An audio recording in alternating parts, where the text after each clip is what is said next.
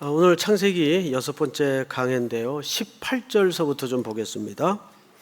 여호와 하나님이 이르시되 사람이 혼자 사는 것이 좋지 아니하니. 자, 끊고 또 설명을 좀 들으십시다. 우리 한번 따라서 해볼까요?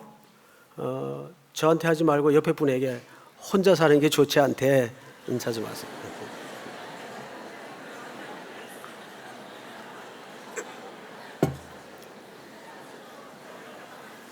할 말이 많은가 봐요. 저도 할 말이 많아요. 저도. 요즘 이 TV 프로가 참 좀 몹쓸 프로가 많아요. 오히려 은근히 혼자 사는 걸 권장하는 프로 같기도 하고 그래요. 그런 유형의 프로가 많죠. 근데 그거를 싱글들이 많이 보면 좀 뭐라고 안 그러겠는데 기혼자들이 많이 본대요. 기혼자들이. 옛날을 동경하면서 그러지 마시기 바랍니다. 예. 여러분, 여기 혼자 사는 것이 좋지 아니하니라는 말은 우리가 생각하는 것처럼 그런 부정적인 개념의 의미가 아니에요. 항상 성경의 스토리는 미완성에서 완성으로 가고 있다는 걸 이해해야 됩니다. 예를 들면 여기 히브리 말에 부정어인 아니다, no 하는 것은 히브리 말로 로 그래요. 로. 그다음에 토부는 좋다 그 말이거든요. 그러니까 로 토부 하면 좋지 않다 그 말이에요. 암미 나의 백성이죠. 근데 로 암미 하면 나의 백성이 아니다 그 말이에요. 호세아서에 나오지 않습니까? 그러니까 로 아니다, 토부 좋지 않다 이 말이에요. 그러면 과연 토부가 무슨 말씀인지를 기억해야 됩니다. 토부는 굉장히 전체적이고 포괄적인 의미예요. 하나님의 계획과 그 계획의 진행 끝에 완성된 그림이 마무리되는 걸 하나님의 선 또는 하나님의 토부라고 얘기합니다. 아름다움이에요. 문자적 의미는 아름다움, 하나님의 아름다움. 그럼 그 아름다움이 언제 완성이 되느냐? 마지막 날에 완성이 된단 말이죠. 로마서 8장에도 보면 하나님의 사랑을 입은 자, 곧 그 뜻대로 부르심을 입은 자들에게는 모든 것이 합력하여 무엇이 이루어진다고 하죠? 선. 이게 하나님의 토부예요. 그래서 여기서 말하는 토부는, 좋다라는 말은 하나님의 어떤 계획이 있어요. 근데 그 계획이 참 적절하고 균형 있고 적합하고 아름다운 완성품이 될 겁니다. 여러분들도 그렇게 믿으시죠? 근데 그 계획을 하나님이 갖고 있어요. 그 앞에 로라는 말은 무슨 뜻인가 하면 그 계획이 아직 이루어지지 않았다. 그러니까 미완성인데 어디를 향해 갈 겁니까? 그렇죠. 완성을 향해 갈 것이라는 얘기예요. 그것을 여기서는 문자적으로 그냥 좋지 아니하니 이렇게 표현을 한 겁니다. 그러니까 이 말은 새로 번역을 하자면 하나님의 궁극적인 완성된 계획의 그림을 향해서 아직 완성되지 않았다 그 말이에요. 거기에 비해서 아직은 미래적이다 그 말이죠. 이제 이 미래가 어디를 향해서 갈 것입니까? 완성을 향해서 가는 거예요. 그게 좋지 아니하니. 그러면 그 완성을 향해 가는 궁극적인 설계가 뭘까? 그 뒷문장에 바로 하나님의 의도가 드러납니다. 이렇게 돼 있어요. 18절 후반절에 보면 좋지 아니하니 내가 그를 위하여 돕는 배필을 지으리라 하시니라. 아, 이게 하나님의 계획이었구나. 그러니까 우리가 잘못 생각하면 이렇게 생각할 수 있어요. 하나님이 아담 하나를 만들어 놓고 보니까 이거 처음부터 그냥 둘을 만들 걸, 보기 안 좋다. 그래서 하와를 만든 게 아니라 그 말이에요. 이해가 됩니까? 하나님의 계획에 오류가 있거나 실수가 있을 수 없죠. 이제 아담을 만드신 다음에 하나님께서 그럼 처음부터 둘을 만들지 왜 그렇게 하셨을까? 이유가 나옵니다. 근데 하나님의 궁극적인 완성된 그림은 돕는 배필을 만드시는 것이 완성된 그림이었어요. 근데 아직은 그 돕는 배필이 없으니까 미래적 상태입니다. 그래서 그것을 좋지 아니하니 이렇게 표현을 한 거예요. 이해가 되죠? 이해가 되셔야 됩니다. 자, 그러면 우리가 문맥상 또는 논리적으로 생각을 할 때 그 다음에 하나님이 뭘 만들어야 돼요? 돕는 배필을 만들어야 되죠. 그런데 이상한 문장이 등장을 합니다. 19절, 여호와 하나님이 흙으로 각종 들짐승과 공중의 각종 쇠를 지으시고 아담이 무엇이라고 부르나 보시려고 그것들을 그에게로 이끌어 가시니 아담이 각 생물을 부르는 것이 곧 그 이름이 되었더라. 자, 앞을 보실까요? 그렇게 해놓고는 돕는 배필을 만드신다 그랬고는 하나님이 돕는 배필을 만든 게 아니라 뭘 만들었어요? 각종 들짐승과 공중의 새를 만들었어요. 게다가 그것들을 아담에다가 갖다 들이댑니다. 그러면 이것들을 돕는 배필로 만들었다는 말이 되는데 순서상, 논리상 좀 나중에 설명하기로 하고, 아담이 하나님이 피조물들을 갖고 오시는데 하나하나 이름을 주었다 그랬어요. 히브리 개념의 이름을 주었다는 말은 속성과 본질을 꿰뚫어 봤다 그 말이에요. 보니까 두 가지 사실이 발견돼요. 첫째는 이것들은 나하고 배필이 될 수 있는, 짝이 될 수 있는 뭐가 안 되는 거예요? 격이 다른 거예요. 그래서 너는 곰, 이놈은 호랑이, 이놈은 사슴.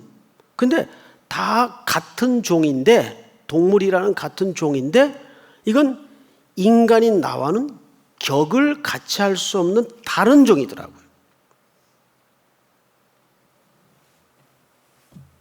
왜 그렇게 하셨을까요? 여기 하나님의 인간과 세상을 통치하시고 경영하시는 중요한 패턴이 하나 숨겨져 있어요.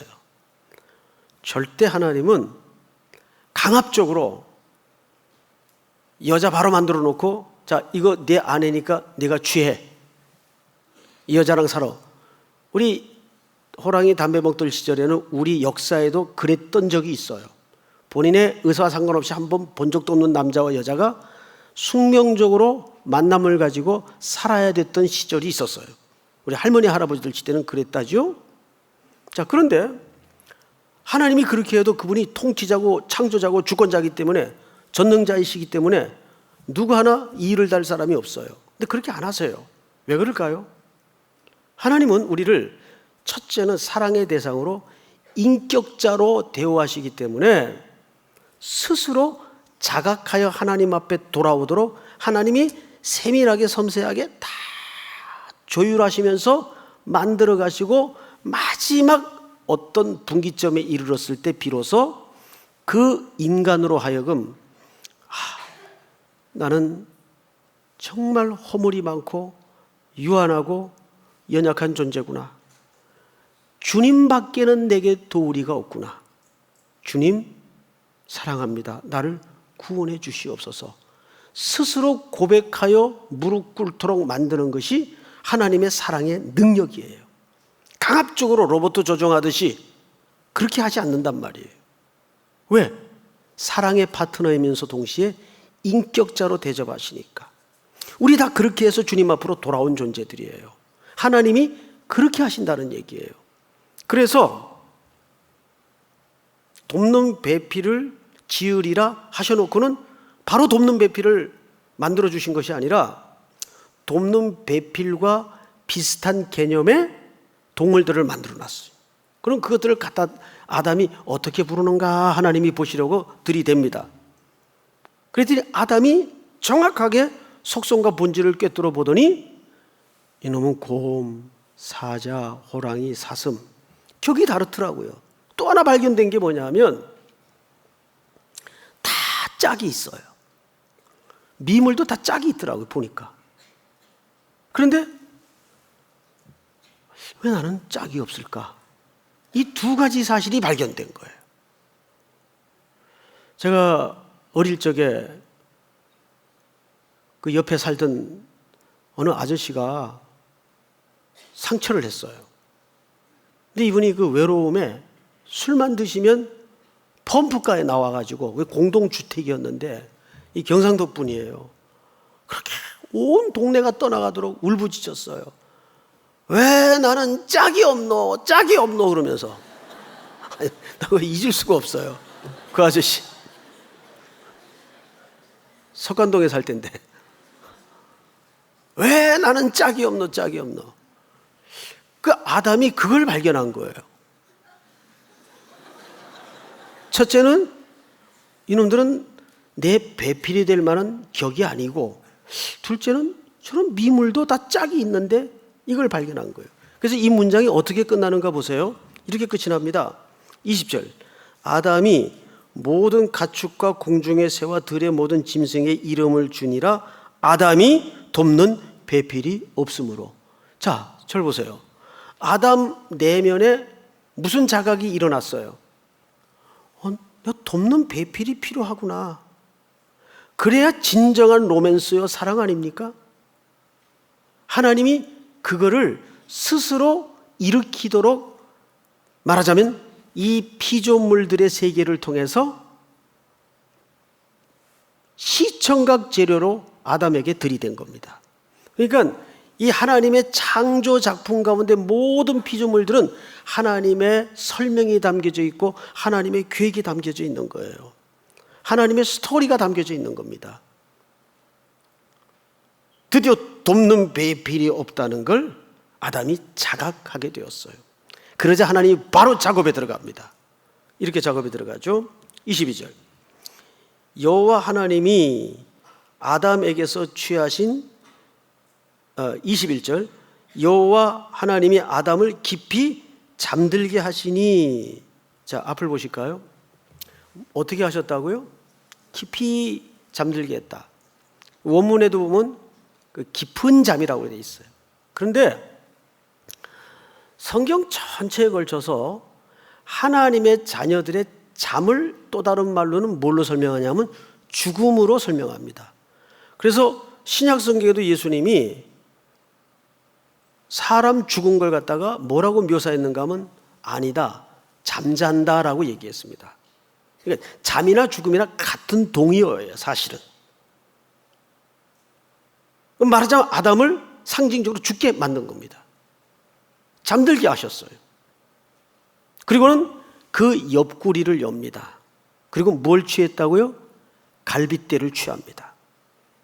자, 여기에서 이제 그 김구원 교수라는 분의 글을 읽어보니까 히브리 사람들이 갖는 그 뼈에 대한 이해, 그게 뭐냐면 히브리 사람들은 뼈에서 피가 생산이 된다고 생각을 했어요. 그러면 피는 성경 전체에서 늘 뭐와 동의어로 쓰이죠? 생명입니다. 말하자면 생명을 취한 거예요. 그래서 그 생명을 가지고 뭘 만들었어요? 또 다른 생명을 만든 겁니다. 하와를 만든 겁니다. 뭘로? 돕는 배필로. 자, 여기에서 잘못된 권위주의에 붙들린 남성들이 어느 나라든지 그 사상은 조금씩 문화 속에 남아져 있어요. 우리나라는 말할 것도 없고, 여자를 하등한 존재나 내지는 남자의 부속 개념으로 이해하는 잘못된 생각이 있습니다. 여러분, 이 갈비라는 말은 사실 히브리 말 그대로 직역을 하자면 사이드란 뜻입니다. 옆. 옆이 뭐예요? 옆이 히브리 개념에는 파트너라는 뜻이고 동등하다는 뜻이에요. 그런 차원에서 여성은 창조 때부터 남성과 가치나 지위면에서 동등하게 같이 창조된 겁니다. 특별히 이 돕는 배필이 히브리 말로 에제르라고 그래요. 에제르. 여러분, 놀랍게도 에제르라는 말은 누구만이 사용할 수 있는 단어인지 아세요? 우리 시편을 한번 띄워주세요. 같이 한번 읽습니다. 시작. 나의 도움은 천지를 지으신 여호와에게서로다. 여기 도움이라는 말이 등장을 하죠. 이게 에제르예요. 놀랍게도 이 에제르라는 말은 하나님만이 사용할 수 있는 용어나 단어예요.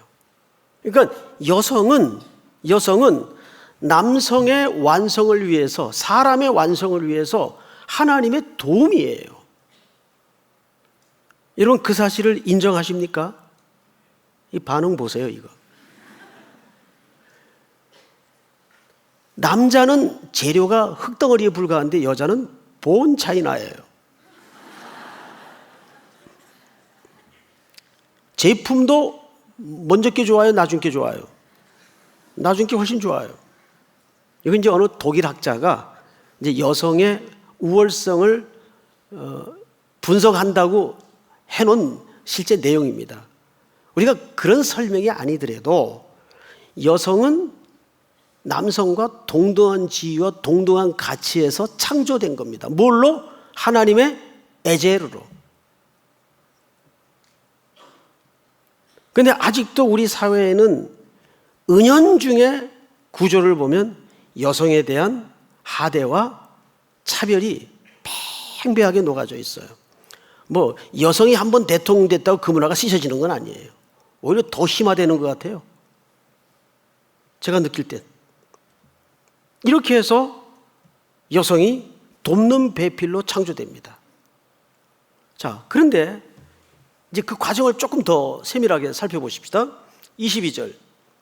여호와 하나님이 아담에게서 취하신 그 갈빗대로 여자를 만드시고 그를 아담에게로 이끌어 오시니, 아까 짐승들을 아담에게로 이걸 돕는 배필로 인제하나 안 하나 보시려고 이끌어 가셨던 것처럼 이제 여자를 이끌어 갑니다.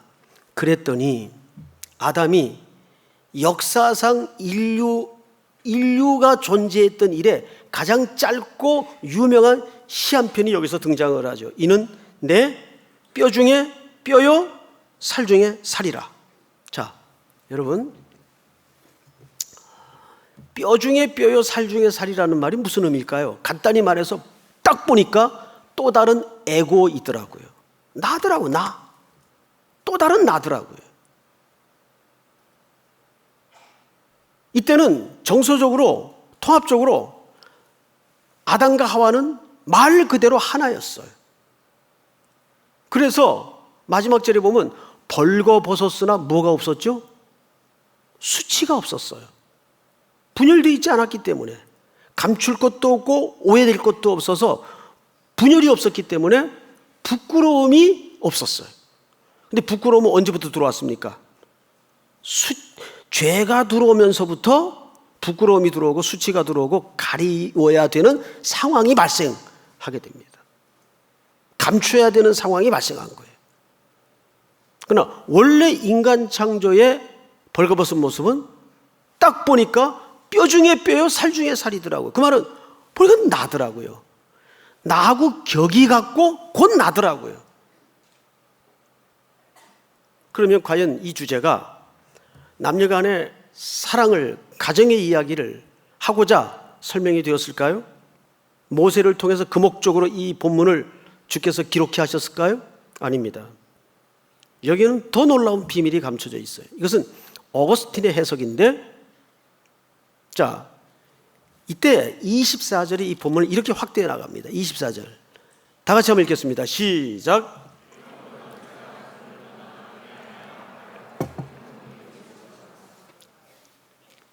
남자가 부모를 떠나 그의 아내와 합하여 둘이 한 몸을 이룰지로다. 잠깐 그 에베소서 5장을 좀 띄워주시겠습니까? 우리는 그 몸의 지체임이라. 그러므로 사람이 그 부모를 떠나 그의 아내와 합하여 그들이 한 육체가 될지니. 어디서 봤던 본문입니까? 바로 오늘 본문에서 24절에서 봤던 본문이에요. 이 본문을 바울이 교회를 설명하다가 인용합니다. 이 비밀이 크도다 곧 그리스도와 교회에 대한 설명이라. 그러니까 여기서 아담은 둘째 아담의 표상이에요. 둘째 아담은 그리스도를 얘기하죠. 그리스도는 우리 신랑입니다. 그러면 그 대상인 교회는 신부예요. 누굽니까? 우리를 얘기하는 거예요. 그러니까 오늘 이 창세기 2장 말미에 감추어진 복음의 역설은 바로 어떻게 하나님이 이 세상을 경영하시고 어떻게 이 세상을 구원하실 것인가를 남녀 창조의 질서 속에 감추어 놓았던 거죠. 그래서 이 가정제도 또는 결혼제도는 영원한 제도가 아니라 한시적인 제도예요. 굉장히 당황하시는데 마가복음 12장을 한번 띄워주세요. 예수께서 이르시되 너희가 성경도 하나님의 능력도 알지 못함으로 오해함이 아니냐. 25절 다 같이 시작.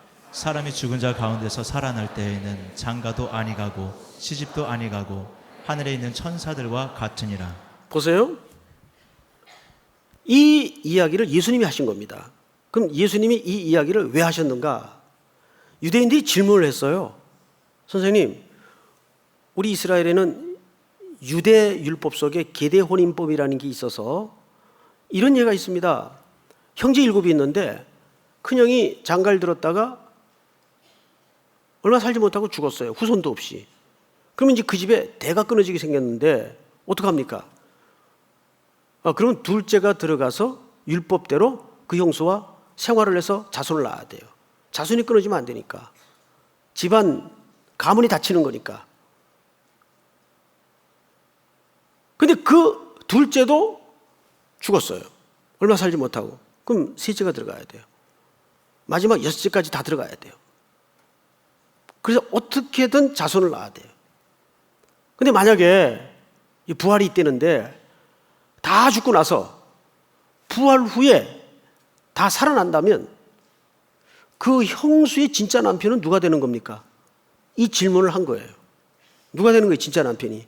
그러자 예수님이 꺼낸 대답이 사람이 죽은 자 가운데 살아날 때에는 장가도 아니가고 시집도 아니가고 하늘에 있는 천사들과 같으니라. 그때는 가족제도가 있다는 얘기 없다는 얘기예요? 없다는 얘기예요. 만약에 이 가족제도가 결혼제도가 절대적인 제도였다면 성경에 이렇게 됐을 거예요. 결혼을 안 하는 자는 지옥불에 던지리라. 뭐 이렇게 어딘가 써놨을 거예요. 근데 바울마저도 뭐라 그래요? 할 수도 있고 안 할 수도 있다 그래요. 자, 그러면 안 할 수도 있는 게 우리 초점이 아니고 가정과 결혼하는 제도를 왜 만들어 놓으셨는가? 왜 설치해 놓으셨는가? 주님이 하나님이 아담에게 제일 먼저 했던 명령이 생육하고 번성하고 땅에 충만하라 그랬어요. 그런데 생육하고 번성하고 땅에 충만한 상태가 타락이 찾아왔어요. 그걸 어떻게 구원해야 됩니까? 그 구원을, 그 생육하고 번성하고 충만함을 두 가지를 다 설명할 수 있는 게 가정이라는 메커니즘밖에 없어요. 가정은 하나의 그런 의미에서 소우주입니다. 볼까요? 요한복음에 보면 재밌는 현장이 있죠? 예수님 십자가에 달려 있습니다. 이제 머지않아 숨져 가실 거예요. 근데 십자가 밑에는 제자들과 예수님 어머니가 와 계십니다. 그러자 제자 요한에게 어머님을 부탁하죠. 네 어머니라. 보소서 아들이니이다. 요한에게 어머니를 부탁해요. 어머니에게도 이제 이 사람이 어머니를 돌볼 것입니다. 이상하잖아요. 예수님에게도 육신의 형제들이 여럿 있었습니다. 성경에 등장하는 인물만 해도. 근데 그 육신의 형제들에게 어머니를 부탁하지 않고 이제 12제자 공동체에 어머니를 실질적으로 부탁한 겁니다. 그 12제자를 12사도를 통해서 만들어질 향후 밑그림이 뭡니까? 교회의 기초예요. 새로운 가족 공동체를 얘기하는 거예요. 그러고 나서 바로 예수님은 로마 군병들에 의해서 옆구리에 창을 맞아 물과 피, 생명을 다 쏟아 운명하십니다. 그리고 교회가 이 땅에 탄생이 되죠. 새로운 가족 공동체가 탄생이 되는 거예요. 그래서 가정과 가족은 교회의 축소판이면서 구원이 무엇인가를, 그리스도께서 우리를 어떻게 사랑하셨는가를 가장 잘 설명할 수 있는 기관입니다. 그래서 결혼은 사랑해서 묶어지지만 결혼 후에는 사랑만으로 살도록 되어 있지 않아요. 책임과 헌신이에요. 성경은 내내 결혼을 계약과 언약이라고 얘기합니다. 같은 그림이에요. 여러분, 그런 차원에서 우리 에베소서 5장을 엽시다. 눈으로 직접 한번 확인을 좀 할까요? 에베소서 5장입니다. 22절을 보세요.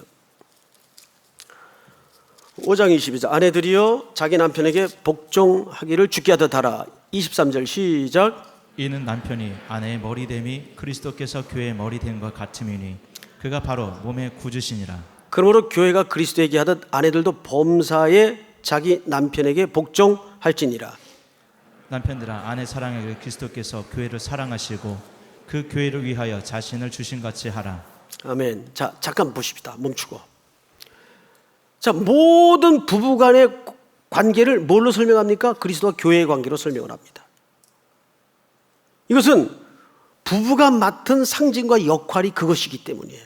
남자는 그리스도의 모델을 맡았어요.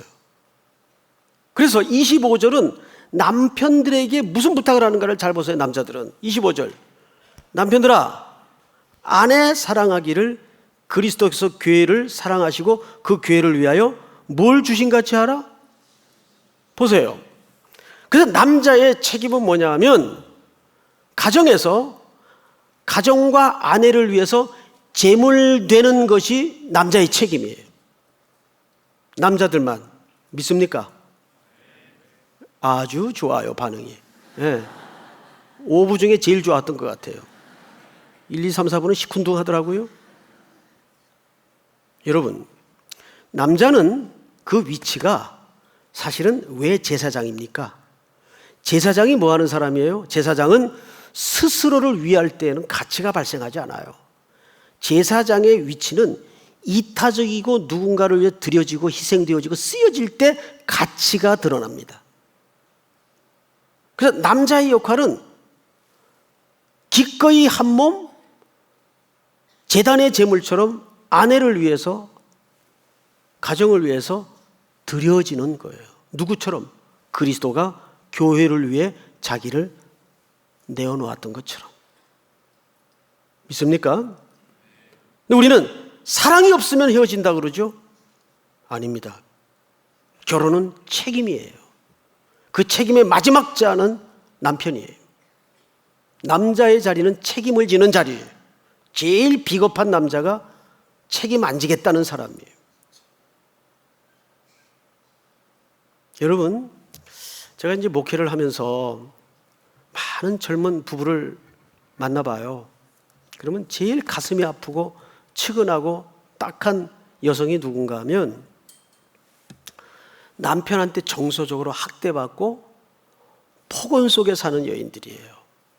야, 이놈 어떻게 이럴 수가 있나 싶을 정도로 이제 그런 여성들을 보면 얼굴에 정말 생기가 없어요. 미용하지만 볼 거 없어요. 사랑받는 게 최고의 미모입니다. 근데 사람이 꽃도 물을 안 먹으면 시드는 것처럼 사람은 영적인 동물이기 때문에 사랑을 받지 못하면 시들어요. 어느 남자들도 살다 보면 얼마나 힘들어요. 힘이 들고 포기하고 싶을 때마다 지갑을 꺼내서 지갑 속에 늘 품고 다니는 아내의 사진을 보면서 힘과 용기를 얻는데요. 그러면서 이렇게 혼잣말로 독백을 한답니다. 이 여자하고도 20년을 살았는데 이보다 더 못할 일이 뭐 있겠나. 힘을 내자. 에제르 돕는 배필. 어쨌든 도움은 되잖아요. 어쨌든 남자뿐이겠습니까? 여자도 만만치 않은 여자들 많죠. 예, 남자를 알기를 정말 발가락에 때만치도 안 알고 야 너 하면서. 근데 우리 그 조상들을 보면요, 양반집 부부는 서로 존댓말을 썼어요. 절대 야너 안 합니다. 말은 품격을 담기 때문에 그래요. 말이 무너지면 사실 인격이 무너집니다. 가장 그것을 존중하고 지켜야 될 상대가 사실은 부부예요. 그걸 어디서 연습하겠어요? 가정밖에는 없어요. 그거 연습하라는 거예요. 그리스도가 어떻게 교회를 위해서 제물이 되셨는가? 그리고 아버지의 마음을 이해하려면 자식을 낳아봐야 하나님 아버지의 마음을 유추할 수가 있습니다. 온전하게는 아니더라도 희미하게나마 우리 아버지의 마음이 이랬겠구나. 그걸 함축해서 훈련하고 연습할 수 있는 공간이 가정밖에 더 있어요. 그래서 가정은 여전히 소중하고 제한적인 제도이긴 하나 중요한 겁니다. 믿습니까, 여러분? 우리의 가정을 다시 한번 반추해 보세요. 돌아보세요. 피눈물을 흘리면서 가슴에 멍이 든 여자들이 얼마나 많은지 몰라요. 우리 남자분들, 제가 남자니까 그래도 편한 게 남자잖아요. 정말 부탁하는데 여성들에게 언어 폭력하지 마세요. 그건 자기에게 대한 비하입니다. 하와를 보니까 아담이 뭐라 그랬다고요? 나더라고요. 나예요 보니까. 왜 자기 분신이 아니라 자기인 아내에게 언어로 폭력을 가하고 정서적 폭력을 가하고 왜 그래요? 회개해야 됩니다. 이건 반드시 고쳐야 돼요. 그리고 여성들은 단 한 번이라도 남성의 폭력에 대해서 그냥 지나가서는 안 돼요. 제일 불신앙이 물리적으로 해결하려는 방법이에요. 그건 불신앙이에요. 그건 신앙의 문제예요. 습관의 문제가 아니에요. 사랑하는 성도 여러분, 특히 우리 교회는 젊은 부부들이 많아요. 그런데 너무너무 희망과 소망과 행복이 가득해야 될 가정이 단테의 신곡에 나오는 지옥처럼 지옥 같은 가족이 많아요. 참 아파요. 그런 가족을 볼 때마다 목회자로서, 이전에 선배로서 아파요. 결국은 그런 가정이지만 그게 죄의 열매거든요. 어떻게 회복되어 가는가? 하나님이 그래서 가정을 통해서 창조 경영의 원리를 말씀하고 싶었고, 그것이 어떻게 그리스도를 통해 구원해 가시는가? 그래서 여러분 5장 30절을 볼까요? 우리는 그 몸의 지체임이라. 그러므로 사람이 부모를 떠나, 또 나오죠. 그의 아내와 합하여 그들이 한 육체가 될지니. 32절 다 같이 시작. 이 전부 뭐에 대해서의 설명이었다는 얘기입니까? 그리스도와 교회입니다. 그거를 가장 잘 깨닫고 구속의 사랑을 연습할 수 있는 공동체는 가정밖에 없다는 거죠. 그래서 이 5장 이 이야기는 무슨 이야기 끝에 나온 결론인지 압니까? 술 취하지 말라 이는 방탕한 것이 오직 성령의 충만을 받으라. 남편은 아내에게, 아내는 남편에게, 부모는 자식에게, 자녀는 부모에게. 가정 공동체가 나오는 거예요. 그렇다면 성령 충만의 제 첫 번째 현장은 어디여야 된다는 얘기예요? 가정이에요. 가정에서는 저승사자처럼 굴면서 교회에 나와서는 뭐 직분 가지고 직분자처럼 뭐 선교, 뭐 봉사, nothing, 아무것도 아니에요. 그건 아니에요.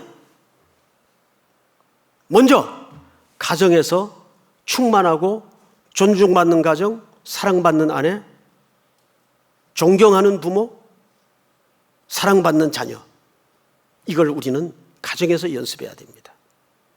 사랑을 물론 기초로 책임과 헌신과 제물되어지는 마음으로. 믿습니까? 영화나 소설은 사랑만으로 살아요. 근데 그건 어디까지나 화면에 나오는 이야기예요. 그러나 일상이라는 현실은 그렇지 않잖아요. 그래서 오늘 세 가지 기도 제목을 좀 같이 나누었으면 좋겠어요.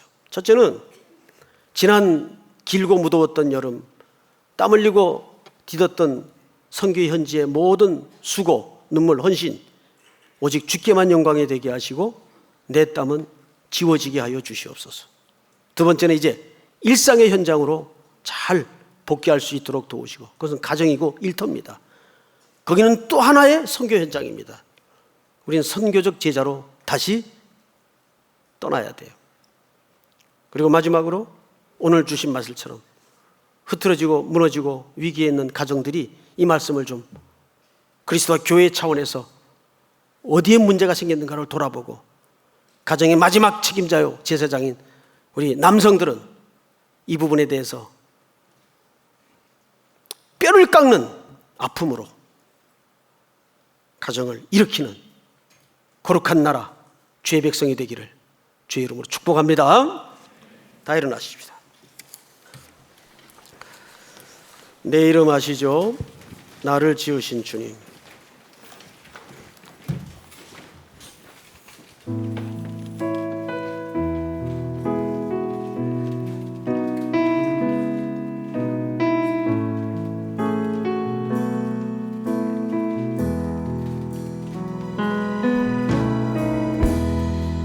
나를 지으신 주님, 내 안에 계셔. 처음부터 내 삶은 그의 손에 있었죠.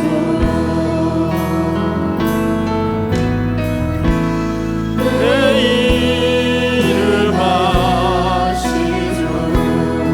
내 모든 생각도 내 모든 생각도 내 흐르는 눈물 다 닦아주셨죠. 그는 내 아버지, 그는 내 아버지, 난 그의 소유. 내가 어딜 가든지 날 떠나지 않죠.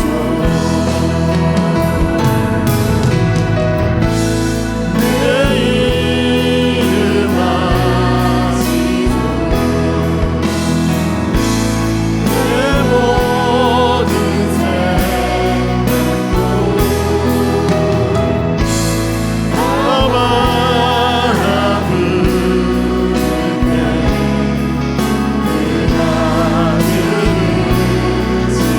내 이름 아시죠? 내 모든 생각도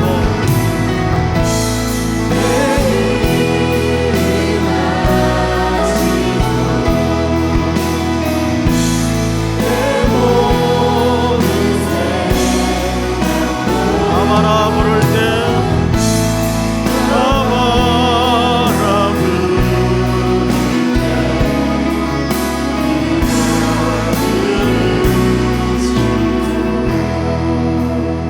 우리 서신처럼 한번 기도합시다. 세 가지 제목을 놓고, 첫째는 지난 여름 선교지에 흘렸던 모든 결과는 주께만 영광이 되게 하시고 이제 겸손히 일상으로 돌아갈 수 있도록 도우시며, 세 번째는 오늘 주신 말씀처럼 우리 가정에 뒤틀린 문제를 한번 주님 앞에 진실이 내려놓고 눈물로 주님의 은혜를, 자비를 구하는 시간이 되었으면 합니다. 우리 한번 주여 부른 다음에 기도합니다. 주여, 하나님 은혜를 감사합니다. 오늘도 우리들에게 귀한 말씀을, 이 비밀이 그거